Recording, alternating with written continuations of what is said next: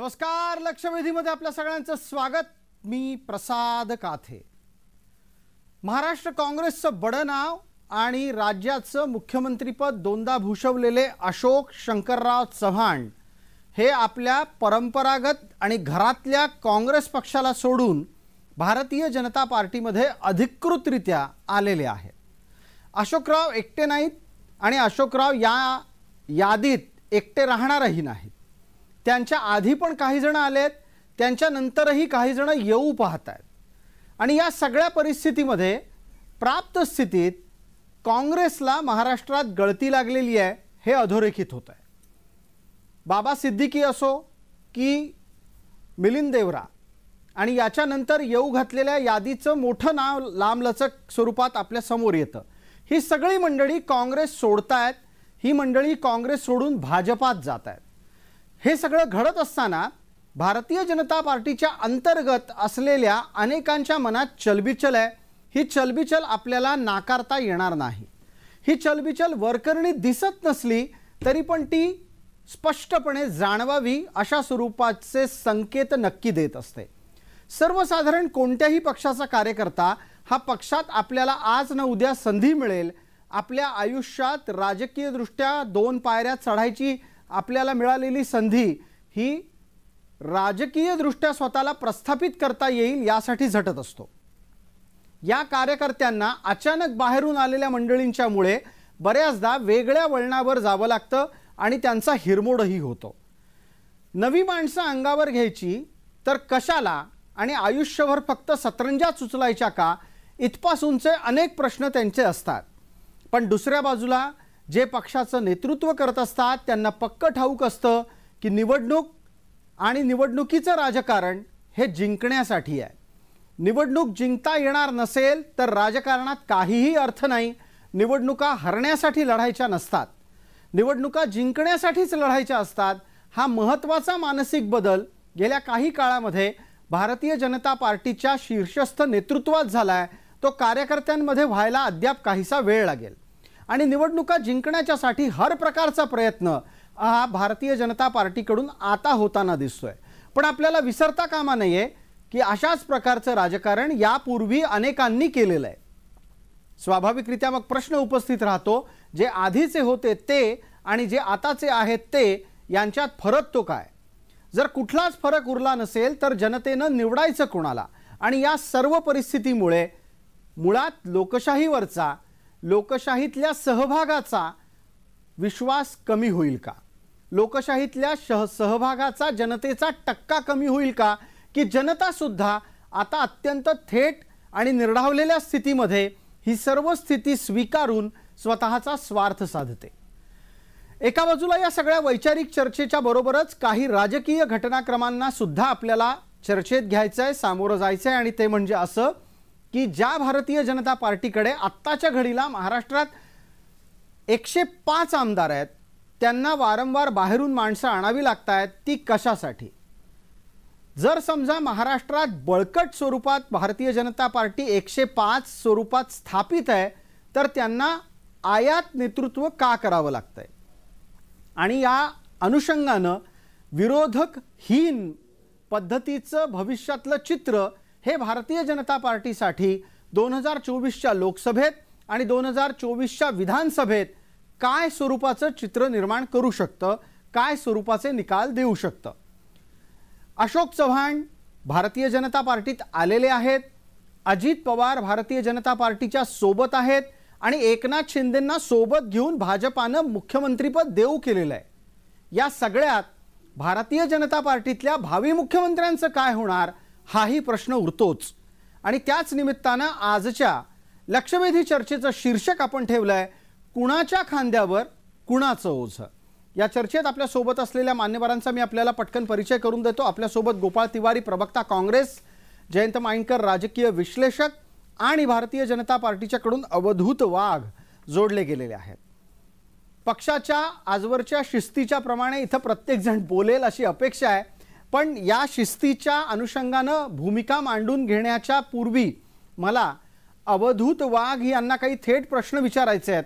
अवधूत वाघ, आपण सुद्धा भारतीय जनता पार्टीमध्ये इतर पक्षातून आलेले आहात, तुमचा प्रवास मनसे, राष्ट्रवादी आणि भाजप अशा स्वरूपाचा झालेला आहे. भारतीय जनता पार्टीत तुम्ही आलात, त्यामुळे तुमच्या पातळीवरच्या आणि तुमच्या परिसरातल्या नेत्यांवर अन्याय झाला, ही भूमिका तुम्ही मान्य कराल? आणि ज्या वेळेला नेता बाहेरून येतो तेव्हा स्थानिक माणसं डिस्टर्ब होतात, त्यांना सांभाळून कसं घ्यायचं? मला असं वाटतं की पक्ष वाढण्याची प्रक्रिया ही जशी ऑर्गॅनिक असते तशी इनऑर्गॅनिक पण असते. लॅटरल ज्यावेळी पक्ष व्हर्टिकल वाढत असतो त्यावेळी तो जोपर्यंत लॅटरली वाढत नाही तोपर्यंत पक्ष सर्वसमावेशक होत नाही. आपण इतकी वर्ष पत्रकारिता करता 1980 साली स्थापन झालेल्या भारतीय जनता पक्षाला शेटजी आणि भक्तीचा पक्ष म्हणून म्हणवला जायचा. परंतु ज्यावेळी स्वर्गीय भागवतांनी माधवची कल्पना काढली, माळी, धनगर, वंजारी आणि त्या स्वरूपामध्ये गोपीनाथ मुंडे किंवा अण्णा डांगे असतो किंवा प्राध्यापक परांदे असतो, या सर्वांनी मिळून बहुजन समाजाला या पक्षामध्ये घेतलं. त्यावेळी एक वेगळं स्वरूप निर्माण झालं आणि त्याची परिणिती अशी झाली की 2014ला भारताचा पहिला ओबीसी प्रधानमंत्री आपल्याला मिळाला. ही झाली पार्श्वभूमी. आपण माझं इंट्रोडक्शन करत असताना सांगितलं मी मनसे, राष्ट्रवादी आणि भाजपाचा प्रवास केलाय. तो प्रवास राष्ट्रवादी, मनसे आणि भाजपाचा आणि तो 2009ला मी भारतीय जनता पक्षामध्ये आलो. त्यावेळी नरेंद्र मोदींचं राष्ट्रीय पटलावर आगमन झालं नव्हतं आणि महाराष्ट्रामध्ये भारतीय जनता पक्ष सत्तेवर सुद्धा नव्हता. तर त्यामुळे मी उलट सत्तारूढ पक्षात असलेला त्यावेळेचा एक कार्यकर्ता सत्ता नसलेल्या पक्षाकडे आलो होतो. की ज्या पक्षामध्ये होतो त्या पक्षाने मला साधं कॉर्पोरेटर, आमदार किंवा खासदार पण बनवलं नव्हतं. मी त्या पक्षाचा लाभार्थी नव्हतो. परंतु ज्यावेळी मला असं वाटलं की भारतीय जनता पक्षाचं जे जीन्स आहे, डीएनए आहे, तो सांस्कृतिक राष्ट्रवाद ज्यावेळी मला पटला त्यावेळी मी माझं राजकीय भविष्य त्यांच्याबरोबर निगडीत केलं आणि गेली 15 वर्ष मी सातत्याने काही पक्षाकडनं अपेक्षा न करता काम करत आहे आणि यापुढे पण काम करत आहे. आता प्रश्न आलेला आहे की इतर पक्षातनं आलेल्या लोकांचा. आता इतर पक्षातनं लोक भारतीय जनता पक्षामध्ये काय येतात हे प्रत्येकाचे वेगवेगळे विचार असतात म्हणून येतात. आजचा जो प्रश्न आहे तो चव्हाणांचा, त्यावेळी एक फक्त आपण लक्षात घेतलं पाहिजे. मी मगाशी काही व्हिडिओ पाहत होतो. अशोक चव्हाणांचे वडील शंकरराव चव्हाणांबद्दल ते व्हिडिओकार, युट्यूबकार गौरव उद्गार काढत होते. परंतु शंकरराव चव्हाणांमध्ये सुद्धा बंडखोरीचं रक्त होतं. बिलकुल. 1970 इमर्जन्सीच्या कालखंडामध्ये ते महाराष्ट्राचे मुख्यमंत्री होते. परंतु 1977 साली त्यांनी महाराष्ट्र समाजवादी काँग्रेस म्हणजे मस्का काँग्रेसची स्थापना केली होती आणि त्याचे ते अध्यक्ष होते. ते काँग्रेसमधून बाहेर पडले होते हे सत्य आहे. आणि त्यावेळी त्यांनी प्रस्थापित इंदिरा गांधीच्या नेतृत्वाच्या विरोधामध्ये बंड केलं आणि ते पोलोदचे जे अध्यक्ष होते, पोलोदची आणि मुख्यमंत्री होते, त्या शरद पवारांच्या मुख्यमंत्रीच्या नेतृत्वाखाली त्यांनी फायनान्स मिनिस्टर म्हणून महाराष्ट्रात काम केलेलं आहे हे आपण लक्षात ठेवलं पाहिजे. बिलकुल. हा एक अत्यंत रंजक इतिहास आपण चर्चेत आणलात. धन्यवाद त्याच्यासाठी. फक्त अवधूतजी, पुढच्या प्रश्नांच्या निमित्तानं मी तुमच्यापर्यंत येतोच. तत्पूर्वी एक छोटीशी विनंती आहे, कॅमेरा तुमचा खालून उचलून थोडासा वर घ्या. हनुवटीच्या ऐवजी आपल्याला आय लेवलला कॅमेरा ठेवायला हवा. थोडा कॅमेरा फ्रेम ॲडजस्ट केली तर खूप बरं होईल. आता पटकन गोपाळ तिवारींपर्यंत पोहोचायचं आहे. त्यांची कनेक्टिव्हिटी येईपर्यंत, म्हणजे त्यांच्याशी संपर्क प्रस्थापित होईपर्यंत मी जयंत माइंडकर यांच्यापर्यंत पोहोचतो आहे. जयंतराव, लोकपक्ष बदलत असतात. आयाराम गयारामाची संस्कृती, परंपरा हा विषय राजकीय चर्चेत प्रत्येक वेळेला येत असतो. पण इथे मुद्दा थोडासा वेगळा आहे. मुद्दा आहे तो पक्ष ठरवून फोडण्याचा. आणि दुसऱ्या बाजूला पक्षाचं नेतृत्व अत्यंत अतार्किक वागत असल्याने, नेत्यांना स्वतःचं भवितव्य दिसत नसल्याने ते दुसऱ्या पक्षात जाण्याचा. तुमचा भारतीय राजकारणाचा इतिहास पक्का आहे, तुमचा महाराष्ट्राच्या राजकारणाचा इतिहास पक्का आहे. मला पटकन 1.5 मिनिटामध्ये सांगा, ही पक्ष फोडाफोडी देशात कोणी सुरू केली, महाराष्ट्रात कोणी सुरू केली? देशात तर एका वाक्यात सांगायचं झालं तर काँग्रेसनीच सुरू केलेली आहे. आणि महाराष्ट्रात सांगायचं झालं तर बेरजेचं राजकारण नावाचा एक फेमस शब्द यशवंतराव चव्हाणांनी सुरू केला. आणि ते बेरीज म्हणजे काय तर माझ्या शब्दात एखाद्या शेकापच्या एखाद्या समाजवादी नेत्याच्या खांद्यावर यशवंतरावांनी हात ठेवायचा, अरे तुझ्यासारखा एवढा चांगला अभ्यासू नेता कशाला त्या समाजवादी चळवळीत विरोधी पक्षात राहतो, चला आमच्यात या. आणि याला म्हणायचं बेरजेचं राजकारण. म्हणजे एखादा आमदार एखादा असे अनेक जण दाखवू शकतो. हे जे बुलढाण्याचे जे राजेंद्र शिंगाणे आहे यांचे वडील भास्करराव शिंगाणे हे शेकापमध्ये होते, ते काँग्रेसमध्ये आले, तर त्यांचा मुलगा पुढे राष्ट्रवादी, तर पुढे कोणत्या राष्ट्रवादीमध्ये ही गोष्ट वेगळी. पण अशा प्रकारची अनेक उदाहरणं आपल्याला देता येऊ शकतात. हे झालं बेरजेचं राजकारण. देवेंद्र फडणवीस हे जरा एक दोन काय माझ्या दृष्टीने ते एकदम लॉंग जम्प मारूनच पुढे गेले. त्यांनी काय केलं, त्यांनी घाऊक बेरीज सुरू केली. म्हणजे आपण ते किरकोळ दुकानदार असतात ना, तर एखादा आमदार घेणं एक प्रकारे ते किरकोळ होते. या किरकोळवर अँटी डिफेक्शन लॉ आला, तो पहिल्यांदा 1/3 आला, पुढे तो 2/3 आला. आता 2/3 मधनं बाहेर पडण्याकरता राजीनामा हे शस्त्र निघालं. देवेंद्र फडणवीस याच्या पलीकडे गेले आणि त्यांनी सरळ घाऊक विरोधी पक्ष नेतेच आपल्याकडे घेतले आणि त्याच्यामुळे हा प्रश्न आहे. तर तुमचा जो स्पेसिफिक प्रश्न होता तिथे मी पहिल्यांदा सांगितलं की काँग्रेसनी आणलेला आहे. काँग्रेसनी आणलेल्या याची उदाहरणच द्यायची झाली तर इंदिरा गांधींच्या विरोधात चिकमंगळूर लोकसभा मतदारसंघात हे वीरेंद्र पाटील तत्कालीन जनता पक्षाचे उमेदवार म्हणून उभे होते आणि 1980 साली इंदिरा गांधी निवडून आल्या तेव्हा त्यांच्याच बरोबर त्यांच्या पक्षाकडून वीरेंद्र पाटील काँग्रेसकडून उभे राहिलेले, ते निवडून आले आणि पुढे 9 वर्ष ते केंद्रीय मंत्रिमंडळात काँग्रेसचे केंद्रीय मंत्री म्हणून राहिले. पुढे कर्नाटकाचे मुख्यमंत्री सुद्धा त्यांना राजीव गांधींनी केलेलं होतं. म्हणजे विरोधी पक्षाचे आपल्या विरुद्ध लढलेल्या वीरेंद्र पाटील यांना इंदिरा गांधींनी आणलेलं होतं.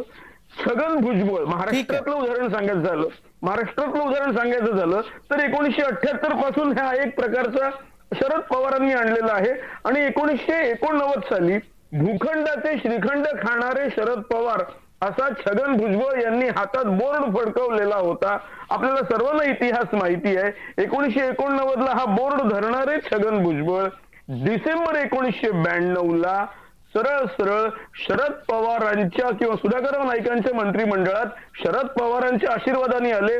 पुढे पवारांनी त्यांना 2 वेळेला उपमुख्यमंत्री सुद्धा केलं. त्याच्यामुळे हे कोणी सुरू केलेलं आहे हे आपण समजू शकतो. बिलकुल. जयंतराव, या तुमच्या उत्तरातले काही संदर्भ घ्यायचे आहेत आणि त्यानिमित्तानं आपल्या सोबतच्या वक्त्यांना अधिक बोलतं करायचं आहे. मला पहिला प्रश्न आधी अवधूत वाघ यांना विचारायचा आहे. गोपाळरावांच्या संपर्कात अडचणी स्थापित आहेत, त्याच्यामुळे त्यांच्यापर्यंत पोहोचता येत नाही. पण अवधूत वाघ, एका गोष्टीचा खुलासा करा. भारतीय जनता पार्टीनं इतर नेत्यांना आपल्यात घेतलं की भारतीय जनता पार्टीनं पक्ष फोडला, पण यशवंतरावांच्या पासून इतरांना आपल्या सोबत घेण्याची परंपरा म्हणजे बेरजेचं राजकारण. हा दांभिकपणा नाहीये का? अनेक विचारवंत, कथित विचारवंत अशा प्रकारची मांडणी जेव्हा करतात तेव्हा तो दांभिकपणा नसतो का? जयंतरावांनी आता अनेक उदाहरणं दिली. त्या उदाहरणामध्ये त्यांनी इंडिव्हिज्युअली जे काही पक्षांतर झाली त्याची अतिशय चांगली उदाहरणं दिली आणि त्याचबरोबर ते म्हणाले की आता घाऊक पक्षांतर होतात. आणखीन हे घाऊक व्यापारी जे आहेत ते महाराष्ट्राचे उपमुख्यमंत्री आदरणीय देवेंद्रजी फडणवीस आहेत. अतिशय आदरपूर्वक आणि विनयपूर्वक सांगू इच्छितो की घाऊक व्यापाराचे पहिली ठोक व्यावसायिक इंदिरा गांधी होत्या. कारण हरियाणामध्ये भजनलालांचं अख्खा पक्ष काँग्रेसला नेस्तनाबूत करून सत्तेवर आला होता. माझ्या मतात लोकदलात एक स्प्लिट होतं आणि ते संपूर्ण भजनलाल आपल्या मंत्रिमंडळासहित एकाच दिवशी काँग्रेसमध्ये गेले. म्हणजे अख्खाच्या अख्खं मंत्रिमंडळ निवडून आलेला पक्ष, ठीक आहे, मुख्यमंत्री आणि ते मंत्रिमंडळ त्यांनी फक्त आपल्या पक्षाचं चेंज करून काँग्रेस ठेवलं. त्यामुळे घाऊक व्यापाराच्या पहिल्या व्यापारी श्रीमती इंदिरा गांधी आहेत. इथं मला खेदाने नमूद करावंच लागतं. आता तुम्ही जे म्हणालात पक्ष फोडला वगैरे, कोण कोणाला फोडायला वगैरे जात नाहीये. आता बघा, आपण ज्यावेळी मुंडेचा घरामधल्या धनंजय मुंडेंना फोडून ज्यावेळी शरद पवारांनी आपल्या पक्षामध्ये नेलं त्यावेळी आपण असं म्हटलं का त्यांनी घर फोडलं. आता राज ठाकरे घराण्यापासून बाहेर गेले, त्यांना कोणी फोडलं. आता आपण ईडीचे आरोप करतो, हे सगळं ईडी. तर मिलिंद देवरांवर कोणाची ईडी होती, मिलिंद देवरांवर कोणी ईडी लावली होती. तर मला असं वाटतं की सगळे आपण वेगवेगळे काहीतरी कारण काढतो, पण खरं कारण असं असतं की ज्यावेळी एखाद्या राजकीय कार्यकर्त्याला कळतं की आपण आतापर्यंत ज्या विचारांवर श्रद्धा ठेवून पुढे चाललो आहोत ती श्रद्धा किंवा ते विचार काही खरे नाहीये, वेगळे विचार आलेले आहेत आणि हे वेगळे जनमानसामध्ये एक्सेप्ट झालेले आहेत आणि त्यांना पण त्या विचारांची ज्यावेळी भुरळ पडते त्यावेळी माणूस मला वाटतं की एका वाटेवरून दुसऱ्या वाटेवर जातो आणि याच मुद्द्यावर आणि याच ठिकाणी आपल्याला गोपाळरावांना बोलायची संधी द्यायला लागेल. गोपाळराव तिवारी, आता आपण पूर्णपणे जोडले गेलेले आहात. माझाही आवाज तुमच्यापर्यंत नीट येतोय, तुमचाही प्रेक्षकांपर्यंत आवाज अतिशय उत्तमरित्या पोहोचेल. कृपया एका गोष्टीचा खुलासा आपल्याला करायला हवा. गांधींना काँग्रेस सांभाळता येत नाहीये म्हणून काँग्रेस विकलांग होतीये हा निष्कर्ष समोर येतोय, दावा होतोय. कारण ईडी आणि सीबीआय केवळ आणि केवळ या यंत्रणांच्याच माध्यमातून काँग्रेस फुटती अशातला भाग नाही. अनेक नेते काँग्रेसचे ज्यांच्या मागे ईडी सीबीआय नाही तेही हळूहळू वेगळ्या वेगळ्या वाटा बघायला लागलेले आहेत. नाही, यापेक्षाही पलीकडे जाऊन मी म्हणतो ईडी आणि सीबीआय व्यतिरिक्त देखील दस्तूर खुद्द पंतप्रधान आणि भारतीय जनता पक्षाने ज्यांच्यावर भ्रष्टाचाराचे आरोप लावले होते त्यांना देखील तुम्ही पायघड्या टाकताय ना, हा महत्वाचा मुद्दा आहे. आता माझे मित्र म्हटले की पूर्वीच्या काळी देखील असं पक्षांतर झालं, पण तेव्हा कुठल्याही गोष्टीमध्ये कुठल्याही नेत्यामध्ये बेरजेचं राजकारण माइंडकर म्हटले. मला तुमचा पहिल्यापासून आवाज येत होता, कदाचित माझा का जात नाही मला माहित नाही, परंतु या सगळ्या याच्यात जयंतराव माइंडकर पण जे बोलले की पूर्वीच्या काळी झालेले, पण असं कधीच कुठलं काँग्रेसकडनं झालेलं दिसत नाही मला, किंवा एकही उदाहरण नाहीये की ज्याच्यावर पहिले भ्रष्टाचाराचे आरोप लावले आणि नंतर मात्र त्यांना त्यांचा जनाधार, नंतर त्यांची जनतेशी जोडलेली नाळ याचा साक्षात्कार झाला आणि त्याच्यानंतर हे घेतलं. जेव्हा 2014च्या मोदी लाटेमध्ये महाराष्ट्रात फक्त 2 खासदार निवडून आले होते त्यावेळेला देखील, तर तो काँग्रेसचा जनाधार तिथं असल्यामुळे हिंगोलीचे राजीव सातव आणि नांदेडचे अशोक चव्हाण, तर हा शंकरराव चव्हाणांपासून काँग्रेसने या नेत्यांना चव्हाण घराण्याला वारंवार जी संधी दिली विकासाची आणि सत्ता बहाल केली वारंवार, या माध्यमातून ते त्या परिसराचा विकास करू शकले आणि तिथे काँग्रेसचा जनाधार हा तयार झाला. आणि आता मात्र भारतीय जनता पक्ष जे परिवारवाद नंतर कुटुंबवादच्या नावाने जे गळा काढत होते, भ्रष्टाचाराच्या नावाने जे गळा काढत होते, ते आदर्श आता इकडे तुम्ही श्वेतपत्रिकेत आदर्शवर घोटाळ्यावर अशोक चव्हाणांवर आरोप करता आता 5 दिवसापूर्वी आणि आज त्यांना पावन करून घेताय. अरे म्हणजे काय?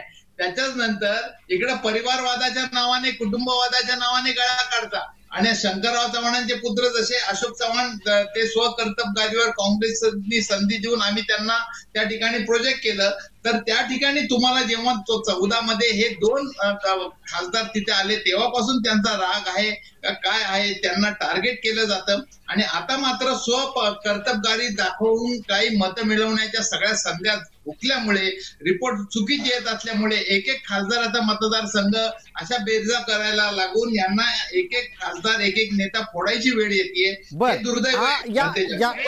या मुद्द्यावर थांबवतो. वेळेच्या मर्यादेची आठवण आपल्यालाही आहे, सगळ्यांनाही आहे. पटकन अवधूत वाघ यांच्याकडून एक 30 सेकंदात आधी एका मुद्द्याचं उत्तर घेतो, नंतर जयंतरावांच्याकडे जाणार आहोत विश्लेषणाच्यासाठी. अवधूत वाघ, जी जागा भाजपानं जिंकलेली आहे तिथे तुम्हाला बाहेरून माणसं घ्यायची गरज पडायला लागली?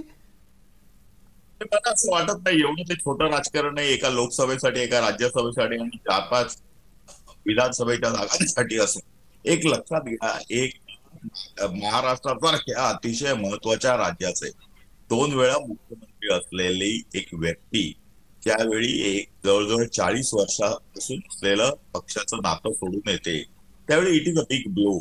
आणि हा सायकोलॉजी, जसा हा लोकशाहीमध्ये आपण मतपेटीद्वारे लढाई करतो तसंच सायकोलॉजिकल वॉर पण असतो. आज काय झालेलं आहे, बाबा सिद्दीकी बाहेर पडलेले आहेत. बाबा सिद्दीकी जवळजवळ मी त्यांना काँग्रेसच्या काळापासून ओळखतो, अतिशय तरुण वयात काम केलेला माणूस. त्याचा मुलगा आता आमदार झालेला आहे. मिलिंद देवरांची दुसरी पिढी आहे. त्यांचे वडील राहून चुकलेले आहेत मुंबईचे, कॉर्पोरेशन पासून सुरुवात केली आहे. मुंबईचे अनेक वर्ष, मला वाटतं 18 वर्ष अध्यक्ष होते. असे ज्यावेळी 40-40, 50-50, 60-60 वर्ष संबंध असलेली घराणी ज्यावेळी राजीव गांधी घराण्यापासून आपली नाळ तोडतात त्यावेळी तुम्ही काहीतरी आत्मपरीक्षण करा. भारतीय जनता पक्षाच्या नावाने बोटं मोडणं, भारतीय जनता पक्ष धाक दाखवणं, हे करण्यापेक्षा आपली माणसं का सोडतात हे पण बघा. मला याचं उत्तर लागेल. याचं उत्तर गोपाळरावांच्याकडून घेऊयात. गोपाळराव, कुठंतरी कधीतरी केव्हा तरी गांधी चुकतायत हे स्वीकारणार आहात की नाही? त्याच्या अनुषंगानं काही तुम्ही बदल करणार आहात की नाही? मल्लिकार्जुन खरगेंना अध्यक्ष बनवून ठेवलंय, पण मल्लिकार्जुन खरगे हे स्वतःच कशा पद्धतीचे अध्यक्ष आहेत, अधिकार नसलेले अध्यक्ष आहेत, हे वारंवार समोर येत आहे. मग गांधी काँग्रेस विना नाहीत आणि काँग्रेस गांधींविना नाही. ज्यांनी हे काही जेव्हा हे सरकार पाडापाडीचं काम सुरू झालं आणि मागच्या वेळेला जेव्हा चंद्रकांत हंडोरे पराभूत झाले तेव्हा 6 ते 7 मतं फुटली होती आणि त्यावेळेला देखील आरोपांमध्ये अशोक चव्हाणांचं नाव होतं, परंतु काँग्रेसने त्यांच्यावर अविश्वास दाखवला नाही. आणि त्याच्यानंतर ऐका त्याच्यानंतर गेले 1.5 ते 2 वर्ष ज्या पद्धतीनं एकीकडे दबाव एकीकडे प्रलोभन अशा पद्धतीच्या सापळ्यामध्ये भारतीय जनता पक्षाचं जे सत्तेचं राजकारण चाललेलं आहे ते मी तुमच्या लक्षात आणून देऊ इच्छितो. पण गोपाळराव, तुम्ही सांगा, या गोष्टीचाही खुलासा करा. काय प्रलोभन असणार आहे अशोकरावांना? असं काय प्रलोभन असू शकतं की ज्याच्यासाठी अशोकराव काँग्रेस सोडून इकडे आले? मी सांगतो ना तुम्हाला, ऐका ना. भोकर मतदारसंघातला वॉटर ग्रीडचा 700 कोटीचा प्रकल्प आहे. सगळ्यांना एकमेव यांनी हा ठेवला तसाच. बाकीच्या सगळ्यांचे निधी काढून घेतले आणि मुंबईत अनेक ठिकाणी चर्चा झाली, राज्यपालांना भेटले आणि सत्ताधारी पक्षांनी म्हणजे महायुतीने इतर सर्व विरोधकांचे निधी देखील काढून घेतले. आजपर्यंत काँग्रेसने असं केलंच नाही. आणि काँग्रेसने असं केलं असतं तर मोदींचं गुजरात मॉडेल झालं नसतं. तेव्हा योजना आयोगाने, प्लॅनिंग कमिशनने वारंवार गुजरात मोदी आहेत का कोण आहेत हे बघितलं नाही आणि त्यांना निधी दिला. भूकंप झाला तेव्हा सोनियाजींनी सांगितलं विलासराव देशमुखांना 2 जिल्हे भूज जिल्हे दत्तक घ्यायला. असं म्हटलं नाही की आम्ही तिथं लक्ष घालणार नाही. ही अत्यंत खालच्या पातळीवरचं राजकारण मोदी, शाह आणि फडणवीसांचं चाललेलं आहे. वेळेच्या मर्यादेत पटकन आपल्याला या मुद्द्यांवर उत्तर देतील अवधूत वाघ. 30 सेकंद आहेत. अवधूतजी, हे केवळ आणि केवळ राजकारण फोडाफोडीचं नाहीये, तर हे द्वेषाचं सुद्धा आहे. या आरोपाचं उत्तर लागेल आणि या आरोपाचं उत्तर देताना आपल्याला हे लक्षात ठेवायला लागेल की परिस्थिती कधीही पालटू शकते. एमएच्या पेपरमध्ये जे प्रश्न येतात त्याला 2रीच्या 3रीच्या मुलाने उत्तर द्यावं, तसं गोपाळराव तिवारीची अवस्था झालेली आहे. अहो, त्या पोकरमध्ये पोकरमध्ये एक स्कीम आली काय गेली काय, याने जर एक माजी मुख्यमंत्री जर पक्ष सोडत असेल तर तुमच्या पक्षाची अवस्था काय आहे, तुमच्या पक्षाचा बेस काय, तुमच्या पक्षाची नीती काय, तुमच्या पक्षाची तत्व काय आणि तत्व किती तकलादू आहेत हे सिद्ध होत आहे. एखादी स्कीम आली, एखादी स्कीम गेली. का नाही गेली? 2008 2009 मुख्यमंत्री होते, यशवंतराव चव्हाण मुख्यमंत्री होते. का नाही तुमची स्कीम आली? का स्कीम 2014 आणि 2019 नंतरच आणावी लागली? काय करत होते मराठवाड्यामध्ये? देशमुख मुख्यमंत्री राहून गेले, चव्हाण मुख्यमंत्री राहून गेले, एवढे आणखीन कित्येक उपमुख्यमंत्री राहून गेले. मराठवाड्याचा विकास तुम्ही स्वतःमध्ये सत्ता असताना तुम्ही करू शकला नाही आणि आता लहान मुलांसाठी उत्तर देता. लक्षात घ्या, अशोकराव चव्हाण नुसते दुखावले गेले नाही, त्यांना कळलं की काँग्रेस पुढे आता काही भविष्य नाहीये. पण मोठं भूक पडलेलं हे सिंकिंग शिप आहे. हे स्वतंत्र बुडणारच, पण स्वतः बुडत असताना त्यामधल्या खलाशांसहित सर्वांना घेऊन बुडणार, आजूबाजूच्या छोट्या बोटी बुडणार. त्यामुळे त्यांना आता एका चांगल्या बेटावर उतरण्याशिवाय पर्याय नव्हता. त्याच्यासमोर याचं उत्तर तुमच्याकडे तयार असणार याची काहीच कल्पना दुसऱ्याला कोणाला येणार नाही. मला जेवढी चांगली येऊ शकते, पण मला त्याच्या पलीकडे जाणं गरजेचं आहे. चर्चेला पुढे नेणं गरजेचं आहे. काँग्रेस आणि भारतीय जनता पार्टीतले हा आरोप होत राहतील, आरोप चालत राहतील. मला आता असं विचारायचं आहे आणि ते जयंत माइंडकरांना मी विचारतो. जयंतराव, या गोष्टीचा खुलासा आपल्याला राजकारणातल्या चर्चेच्या निमित्तानं निश्चित करावा लागतो की सर्वसाधारण कार्यकर्त्यांचं अशा वेळेला काय होतं. नांदेडमध्ये खासदार आहे, नांदेडमध्ये खासदार असताना तिथला एक मोठा नेता भारतीय जनता पार्टीत आलेला आहे. तिथला स्थानिक खासदार काय विचार करत असू शकतो? त्या स्थानिक खासदाराला निवडून आणणारे, त्यांना मतं देणारे काय विचार करू शकतात? आणि मुळात त्या भारतीय जनता पार्टीच्या खासदाराला निवडून देताना लोकांनी अशोकरावांच्या विरोधात मतदान केलेलं आहे. आता उद्या परिस्थिती काय होऊ शकते? आणि त्याही पलीकडे जाऊन आयुष्यभर सर्वसाधारण कार्यकर्त्यांनी सतरंजाच उचलायच्या का, याचं उत्तर कोण कोणाला देणार? बघ, कार्यकर्ते हा शब्द जो आहे ना, मी भारतातल्या सर्व पक्षांच्या कार्यकर्त्यांना दुखावणारं वाक्य बोलतो. कार्यकर्ते हे आयुष्यभर कार्यकर्तेच राहतात आणि नेते हे जन्मतःच नेते असतात. माझ्या या वाक्यावर भाजपचे अवधूत वाघ इमिजिएटली म्हणतील की नाही, आमचा कार्यकर्ता असतो, तसं समजू नका. देवेंद्र फडणवीस काय किंवा इतरही भारतीय जनता पार्टीमध्ये असणारी वंश परंपरा ही उघड आहे. फक्त एकच आहे की भारतीय जनता पार्टीतली वंश परंपरा ही वरतून सुरू होत नाही आणि म्हणून तुम्ही सगळे लोक काँग्रेसला नावं ठेवता की काँग्रेसची वंश परंपरा वरतून सुरू होते. याच्या पलीकडे नाही. कार्यकर्ता हा सतरंजाच उचलत राहतो. आता तो चिखलीकरांच्याकडे असेल, आता कदाचित चिखलीकर आणि अशोक चव्हाण यांच्या कंबाईन असेल. मला याच्यामध्ये एक मुद्दा वेगळा सांगायचा आहे, ज्याचा थोडासा मगाशी उल्लेख झाला, आपणही केला अँकरिंग मध्ये. एवढं सगळं बळ असताना, 105 असताना, अब की बार 400 पार असताना किंवा घोषणा स्वतः पंतप्रधान देत असताना तुम्हाला इतकं इन्कमिंगची गरज काय? आणि तिथेच खरा प्रश्न आहे. याचं उत्तर लागेल, अवधूत वाघांकडून उत्तर लागेल. वेळेची मर्यादा आहे, आपल्याला चर्चेला समारोपाच्या कडे न्यायचं आहे. अवधूत वाघ, 400 पार होणार आहात, एनडीएची संख्या 400च्या पलीकडे खासदारांची जाणार आहे. मग असं असताना आपल्याला ही लोक का आणावी लागतात? याचा साधा सोपा अर्थ पटकन समजेल अशा भाषेत सांगा. राजकीय विश्लेषकांच्या अनुषंगानं किंवा आणखीन किचकट मांडलं तर चर्चा अजून अडकत जाईल. अजिबात नाही. 3 मुद्दे आणि 3 पॉइंट मध्ये मांडतो. आताच मी स्वतः त्या समारंभामध्ये होतो. प्रसादराव चिखलीकर तिकडचे आमचे खासदार आहेत, त्यांच्याशी मी व्यक्तिशः बोललो. मी प्रतापराव चिखलीकरांना विचारलं की अशोकराव आपल्या पक्षामध्ये आलेले आहेत, ते तुमच्या लोकसभेमध्ये तुमच्या विरुद्ध लढले, आता काय? ते म्हणाले काही नाही, अशोकराव आपलं काम करणार आहे आणि अशोकराव यावेळी भारतीय जनता पक्षाला अधिक मताधिक्याने नांदेडला जिंकून देण्यासाठी प्रयत्नशील राहतील. त्यामुळे हा एक विषय संपला. दुसरी गोष्ट की भारतीय जनता पक्षाचा प्रत्येक कार्यकर्ता हा कचरा काढण्यासाठी आणि सतरंजा झाडण्यासाठी उत्सुक आहे. आम्हाला त्याच्यामध्ये काही लाज वाटत नाही. पक्षासाठी आम्ही सर्वस्वाचं बलिदान करून टाकलेलं आहे. आम्हाला कुठची अपेक्षा नाहीये, आमदार खासदार होण्याचा मोह नाहीये. पक्षाला जे काय ठरवेल त्याप्रमाणे आम्ही करू. पक्षाने सांगितलं की सतरंजा आयुष्यभर उचलायच्या, आम्ही आयुष्यभर सतरंजा उचलू, कारण सांस्कृतिक राष्ट्रवादासाठी आम्ही आमचं जीवन समर्पित केलेलं आहे. अवधूत वाघ हे ऐकताना मला खूप हसू येतंय. मला याच्यासाठी हसू येतंय अवधूत वाघ, कारण हा तोच भारतीय जनता पक्ष आहे ज्याच्यात पदं मिळाली नाहीत म्हणून गोपीनाथ मुंडेंनी एकदा नाही 2दा बंड केलं होतं. आपण कसं असं म्हणू शकता की तुम्हाला सतरंजा उचलायला काहीच वाटत नाही म्हणून? तिसरा मुद्दा आहे, एवढं 400 पार असताना सुद्धा लोक याची काय गरज आहे लोकांना घ्यायची? मी एवढंच म्हणेन, अनंतबुची इच्छाशक्ती अनंत आशा, किनारा तुम्हाला पामरा. अच्छा, म्हणजे ठीक आहे, बाकीच्यांनी 50 पर्यंत अडकावं आणि तुम्ही 400 काय 450 पर्यंत जावं असं कदाचित नियोजन असू शकतं. लक्ष नेहमी मोठं ठेवा, म्हणजे तुम्हाला यशाच्यासाठी अधिक संघर्ष करणं शक्य होईल. हे असू शकतं गणित, मॅनेजमेंटचे स्किल्स असतात वेगळ्या वेगळ्या प्रकारचे, पण त्याच्यात जनमानसात जाणारा संदेश काय असतो? गोपाळ तिवारी, 30 सेकंद, वेळेत उत्तर द्या.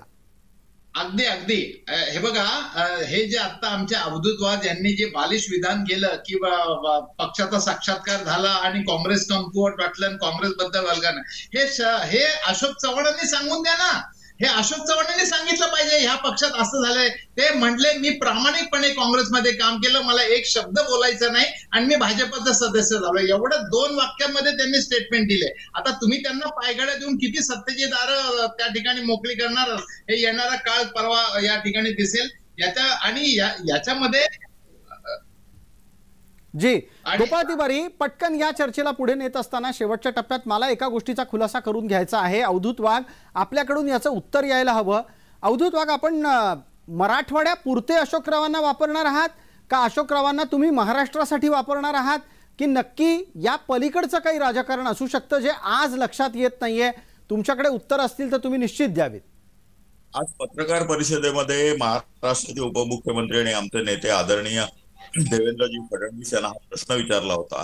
त्यावेळी त्यांनी स्पष्ट शब्दात सांगितलं, महाराष्ट्राचे मुख्यमंत्री असलेले अशोकजी चव्हाण यांना पक्षाने काय जबाबदारी द्यावी आणि काय काम द्यावं हे दिल्लीचे पक्षश्रेष्ठी ठरवतील.